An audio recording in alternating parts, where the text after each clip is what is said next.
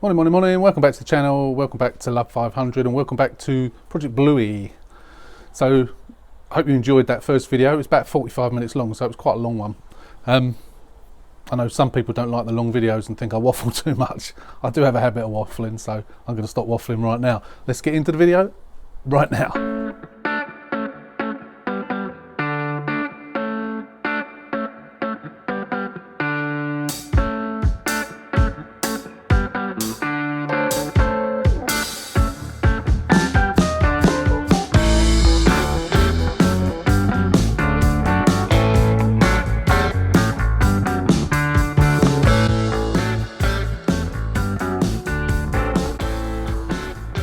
So, the first day after the walk around, obviously we haven't done anything, as you know.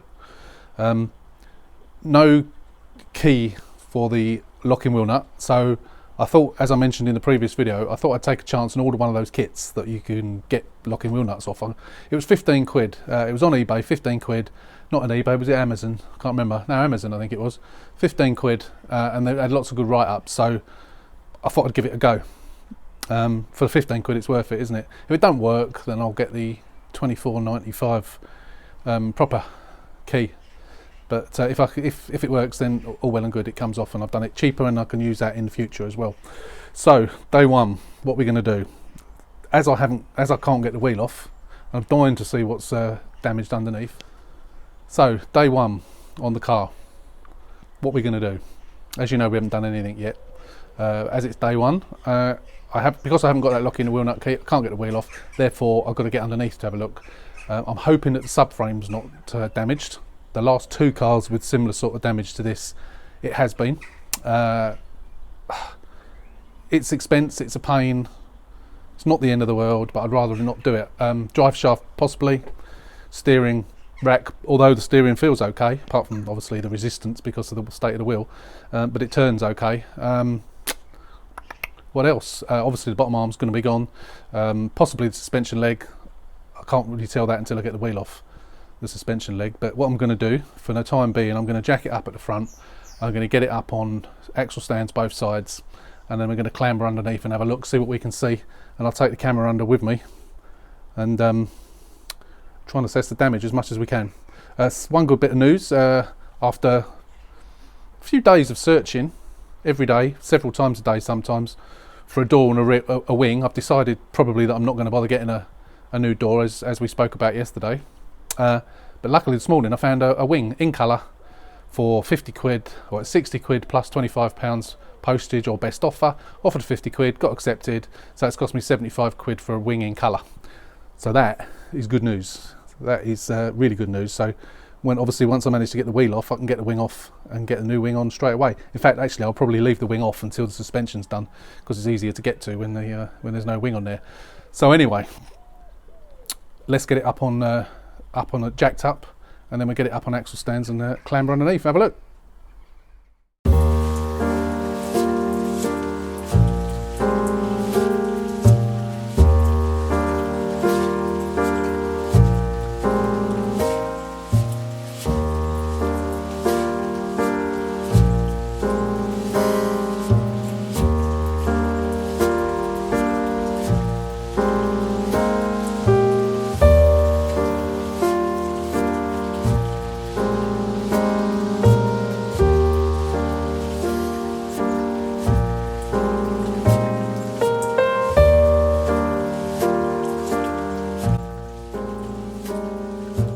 Right, it's up in the air, it's up on axle stands, obviously just at the front.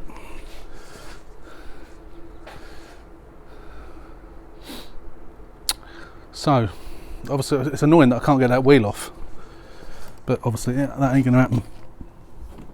So I'm going to crawl underneath with my torch now and see if we can see what the damage is. So now that's not even got any weight on there, that's leaning inward, so that's obviously the bottom arm. I mean, that's a given, the bottom arm. I wonder. Right, there's no point thinking about it. I've got it up. Let's have a look underneath. Okay, we're underneath. nothing at the moment is actually obvious. I can't even see. I'm not right underneath, but from what I can see, there's the bottom arm. I can't even. It must be bent rather than being cracked.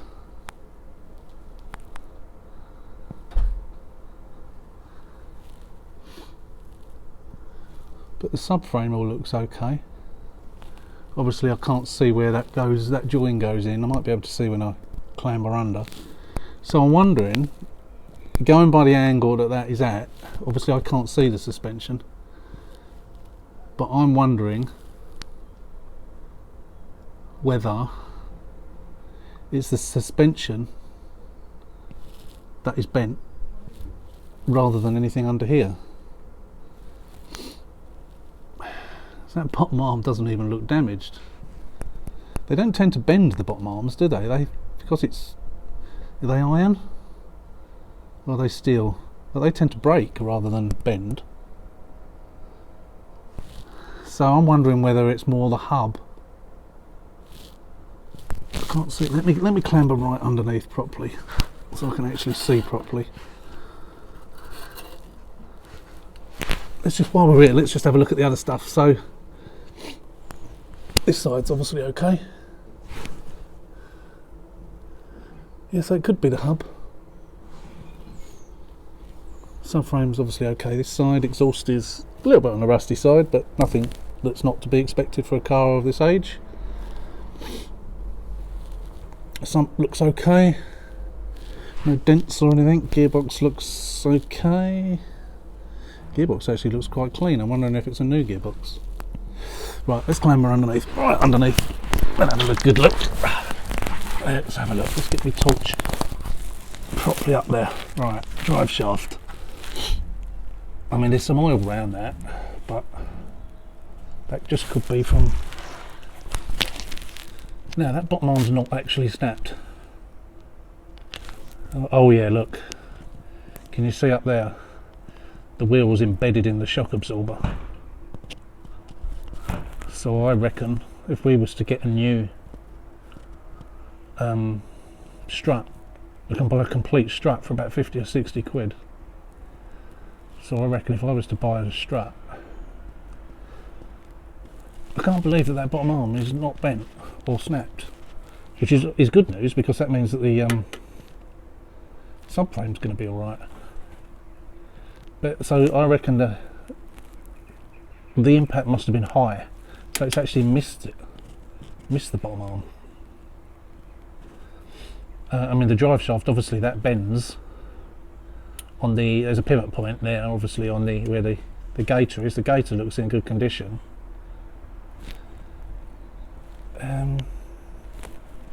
The anti-roll bar might be knackered. It's difficult to tell from here. Again, the steering. I mean, if you remember on, I can't remember which car it was now. One of the most recent ones where we replaced the steering rack. The track rod arm was snapped off and bent in half and snapped. That doesn't, to me, look damaged at all. So I think we may really be lucky here. I think it's pushed in at the top. I don't know if you can see through the camera. I think it's pushed in at the top, and the suspension has pushed into the side of the car, like the side of the bulkhead, and there it stopped. There's no damage under the bonnet. So I think that the damper has actually acted as a damper, but not up and down, but side to side, and it's stopped.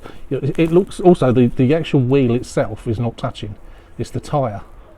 So you've got a rubber tyre with air in it, which has hit a damper, which has moved sideways and then stopped. So I might be really, really lucky, and it's only the chassis, not chassis leg, sorry, the strut. So I think what I'm going to do, I mean, the strut is obviously damaged there. You can see it's bent. You can see, I don't know if you can see just there that it's, get my hand out of the way, just there. So I can get the camera in a bit further in. You see where the tyres hit it? that brake line there might be damaged, although there's no fluid leaking. But that might have got crushed, so I may have to replace that. That bracket there, see that blue bracket there? On one of the previous cars, I had that bracket had snapped cleanly off, and it failed the MOT because of that. And Club 500 Italia took one off of a car for me and sent it to me, and I resin glued it and pop riveted it on, took it back for the MOT, and it passed. Now that looks like it's only bent, so it should be okay, but if it's not, then Club 500 will no doubt sort me one out like they did before. So that, you know what, I think I might be lucky. I keep saying it, but so the drive shaft, I can't turn the drive shaft, obviously. It seems okay. It's not that much out of alignment. I think, and the only out of alignment it is just there, and I reckon it's okay. Look what's back. It's the sister-in-law's one. Remember the mint one, the lime light green one? She's just bought some coolant for me to put in it. This is while I'm crawling under this one, so I've got to top the coolant up on this one. I haven't seen this one for a while. There goes the sister-in-law's car, waving bye. It had virtually no coolant. I put probably maybe 2-3 litres, 2.5 litres of coolant in it, and then I said I better check the oil as well. Didn't even register on the dipstick. So, and when she said the heater wasn't working, that's why she came round. So she said it might need some water in it. Oh my god, can you believe it? So yeah, so when she actually had it started to go mouldy inside as well. And when I looked, she had the air on recirculate, so it's getting no fresh air into the car whatsoever. And obviously not very much water either. There was a lot of air in it, which took a long time to bleed out. But yeah, it's all full with coolant, fresh coolant and fresh oil, and it's now on maximum on both. So, and it sounded quite noisy, the engine as well. And now when she started it up now, once I've virtually serviced the bloody thing now, and it's now running nice and quietly as it should do. Oh dear, girls and cars. Sorry, Christina. I know you're watching. You're not included in that because I know you're brilliant with cars. You do more to cars than most blokes do. Anyway, where were we? We were under here, weren't we? I don't really think there's much more I can say about this under here. This light seems to have gone out. I don't know if it's on a timer or something. So yeah, I think we're going to be lucky with this. I can't really do any more at all. Just looking at everything else like I did when I started, but let's just have a look from the outside. We can't see anything here, don't think. Oh, hang on, yes we can. Let's stick that in there. God's sake. Oh, it's a bit dark in there. Hang on, light. Right. So, looking up there doesn't really show us very much. But look, that's where the tyre, that's why the wheel's not moving, because the tyre is literally on there. So I reckon it is just the hub, you know. I reckon the hub has bent. I can sort of see in there. I don't know if you can see. You can sort of see in there. Maybe some of that, you know, like where the hub bolts on. That looks damaged. So I think I reckon if I get a strut, take the wheel off, get a new strut, I reckon that'll do it, you know. I don't even think that the bottom arm is broke. I mean, it might be worth changing the bottom arm anyway.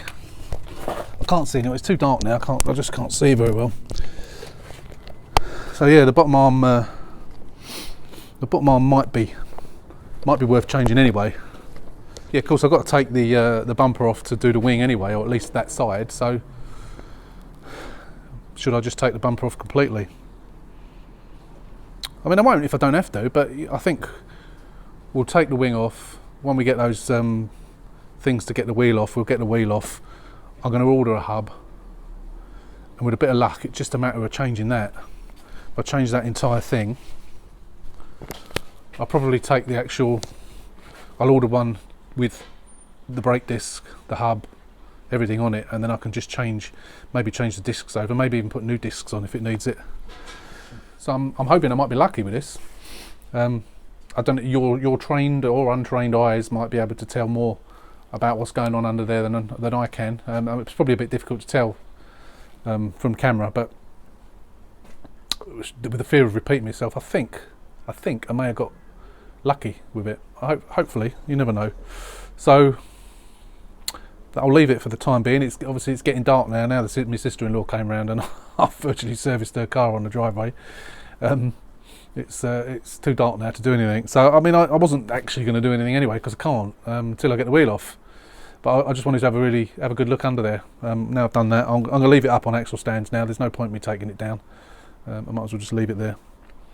So I'll order that now while going indoors. There's so many of them. I'll order one, best condition one I can find, and then hopefully those sockets will come within the next few days, or next couple of days, and then beginning of next week. Obviously it's the week before Christmas now. Christmas is next Friday. It's Thursday today, so it's a week and a day till Christmas Day, so I'm probably not going to get too much done, I wouldn't have thought, until after Christmas. But I am off for 9 days, so from Monday I'm off for 9 days, so depending on the weather I might get some done. It'd be nice to get some done, but yeah, I'm sort of pleased with it, I think, especially if what I can see initially is all it is. So that'll save me time and money on doing steering rack, time and money on doing drive shaft, and even the bottom arm. I don't know. I'm guessing it doesn't look damaged. It looks like it's missed it because, as I said earlier, I think that the wheel has come in. Whatever it's hit at the top and has actually missed that. But you know, if I change that and it's still wonky, then obviously I'll change that as well. But we'll see. So that's it for now. Loopy Harold will be back. Not Loopy Harold. Project Bluey will be back when we get a few more bits. I thought the airbag had come earlier, but it wasn't. It was the kit, what do you call it? Water pump and cam belt kit for Loopy Harold. So I've just slung that in the boot for the time being. But we'll end this video here, and we'll be back when we've got some more to do. So I thought I'd end this video here anyway. It's only a short video. It's only less than 20 minutes long, but it's going to be a few days before we get any of the stuff delivered. I'll probably get the airbag, which I'll change, but apart from that, I'm not expecting to get anything else that we can do it. I haven't even ordered a strut yet. There's so many. I'm going to go through them this evening and find the best one I can for the best price. So that's going to be a few days before I get that. So I might get it next week, but I thought I'd stick this video out now, just to give you part 2, even though it's not that long. And then we'll come back once we've got some of the parts, and we can start getting that off, getting in there properly, having a proper look, and seeing exactly what's needed. But you know, I reckon it is just that strut. Once we've replaced that with a hub, I reckon we'll be cooking. There was a couple of bits. I mean, you could see that the drop link was broken, but I've got those anyway, and they were a 5-10 minute job to change those, so not a problem. So as I say, we're going to end this video here. I hope you've found it informative and entertaining as usual. And don't forget, if you are a casual subscriber, please like, share and subscribe to the video. It helps the channel grow. We are still growing slowly but surely. I think we got an extra about 128 people in the last 28 days, I think, but that's still going up and up and up. So it's great news that the channel is still growing. So again, thanks for watching. Hope you enjoyed it. Stay safe, and we'll see you soon.